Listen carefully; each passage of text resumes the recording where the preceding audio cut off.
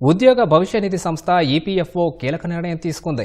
PF చందాదారుల పేరు, పుట్టిన తేదీ తదితర వివరాలను మార్చుకోవడానికి సులభతరం చేసింది. ఇకపై ఎంప్లాయర్ ఈపీఎఫ్ఓల ఆమోదం అవసరం లేకుండానే ఆన్లైన్లోనే సులువుగా మార్చుకునే వీలు కల్పించింది. వీటికి ఎలాంటి ఫిజికల్ డాక్యుమెంట్ల అవసరం ఉండదు.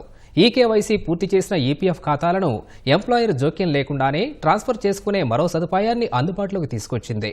కేంద్ర కార్మిక మంత్రి మన్సుఖ్ మాండవీయ ఈ రెండు సేవల్ని ప్రారంభించారు. వీటి వల్ల ఈపీఎఫ్ఓ ప్రక్రియ సులభతరం కావడంతో పాటు యజమానులపై పని ఒత్తిడి తగ్గుతుందని చెప్పారు.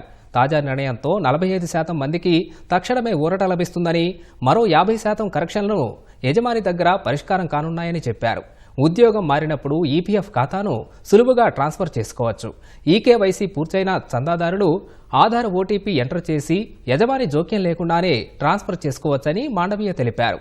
బ్యాంకింగ్తో సమానంగా ఈపీఎఫ్ఓ సేవల్ని అందించడమే లక్ష్యంగా అనేక చర్యలు చేపడుతున్నట్లు మంత్రి వివరించారు.